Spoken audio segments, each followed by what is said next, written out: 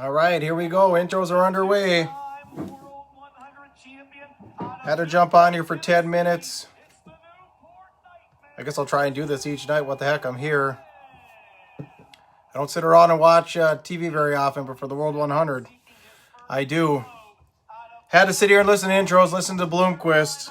Loudest jeers and cheers, as always. Starting towards the back, won a B main. Was actually struggling in second for a while, and then a couple of restarts, and he had an over second lead on Turbo Tyler Erb. So pretty interesting to see what Bloomquist did in that B. So he's in for the 51st.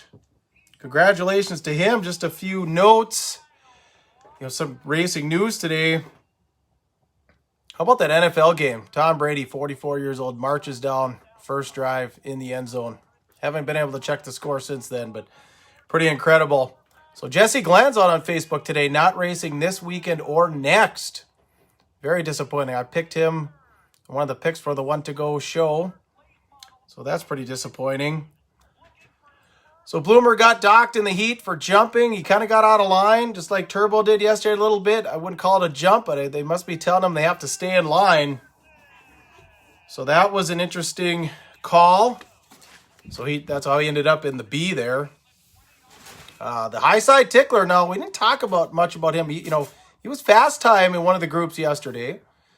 He would have won last year at Eldora if it hadn't been for a last lap flat. Literally, last lap, corner 2 flat. He would have won. And now, here's his intro right here. The high side tickler. But he split Madden and Clanton coming out of 2 on that first lap. They didn't know what hit him. And went on to a dominating win. And a lot of emotion in victory lane. They do those interviews after. I wouldn't count the high side tickler out tonight. He just needs a little bit of luck. He might be able to get there. So third to first in that heat. Fast fashion. Yeah, we're getting close here. Hunter Front Joyner. He won one of the B mains to get in. That was really cool. Fist pumping. I would be. He won at Eldora. Somebody talked to him on the phone today. He could say, I wanted Eldora tonight. Right? So that was pretty damn cool. Everyone's heard about Pierce and the pitman. Apparently they fired the pit guy this morning. So if you hadn't heard, apparently, well after the races, a pitman of Pierce is cruising around on the grounds, doing something against protocol, against the rules. So Bobby gets disqualified from last night, not able to participate in tonight's 51st annual World 100 feature. And then I heard that right away this morning, they fired that guy and he's out of the Pierce camp. Remember, Pierce has the Scooby-Doo car. If you haven't seen it, jump online. You can see it. It's pretty cool. But yeah, real interesting. Haven't heard of ever an incident like that where a driver gets disqualified for a pitman's actions. Not during the race either. Remember, this is well after. So I don't know if he was speed, what it was. There's very few details. But we all know something happened. So Pierce out of the event tonight. Nick Hoffman in the show with that Bloomquist car. Remember, Bloomquist continued to offer him a ride since Scott has not raced since I-80. So good run for him in the field. Dale McDowell with a heat win. I think it was Dustin Jarrett might have said, one of the guys said, Dale McDowell might have passed over the last 5 years the most cars at Eldora between the two major events.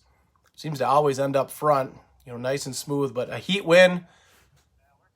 Got docked last night for jumping. Another one that was jumping. And remember, he kind of got the screw job Saturday night by World Racing Group 2 over at Bulls Gap. So that's pretty unfortunate. But fortunately tonight, starting on the front row. No Kay Dillard, which I thought was interesting. Didn't make the show. What do we got here? Just gonna guess if I got a few. Yeah, I think he probably had a few too many adult sodas too. Yeah. Was he spitting rocks? But yeah, that's interesting. That's a tough break though for a team when you're pitman after the program's over. Maybe that's something we need to talk about on the One to Go show is I guess as a track you don't have, well, I guess you could have just kicked out that individual.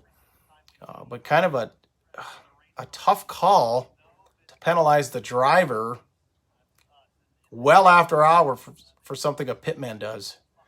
Jimmy Mars in the wall in the heat, off on the hook. Actually took him quite a while to get the car off on the hook, and I think he had just moved into third, and took the top 3, and there was a restart, and I didn't catch it. I was actually I should give a shout out. My youngest son Patrick, is his birthday today, so we were having birthday dinner. So I was kind of off and on trying to catch what I could. So I didn't actually see the incident, but I saw him getting hauled off. It looked like some pretty heavy damage. I don't think heavy enough where he won't continue. I'd be real surprised if we don't see him tomorrow, unless he just throws on the towel and wants to come back and hit Superior on Saturday night or something. But yeah, in the wall, unfortunately, for the Wisconsin driver. So that's about all. And Ricky Weiss, again, just driving his tail off. I mean, I don't know if there's a guy that's driven harder or possibly at the World of Outlaw late models has passed more cars this year because he qualifies so terrible. Starts in the back every night. He's got to go towards the front. But just, I'm pretty sure he is not in. Sorry if you hear that squealing. There's a bunch of cats over here with me. This is what happened with COVID. I went from 0 pets to 3 cats because of COVID. So they're all over the place. Although most of the daytime, we stick them outside. We got the fenced yard. So there he is, Blomqvist strapping in. And he came into the intros late, just in time. Pretty interesting. So here we go. They're going to start parade lapping, so I'm going to jump off of here. So like I said, if I have time, I'll try and jump on every night. Why not? Kind of give you guys an update. I'm fortunate enough to have flow and get to catch everything here. But, it looks like, so Blomqvist is still in the pit area. Every other car is out on staging, so who knows? He might not have made the call officially, so he might have to start tail, which he was starting pretty close to anyway. They're just putting the hood back on Madden's car, doing something there. So yeah, we'll see. But I'm excited for the 51st annual. I'm excited to watch the little Johnny tomorrow morning.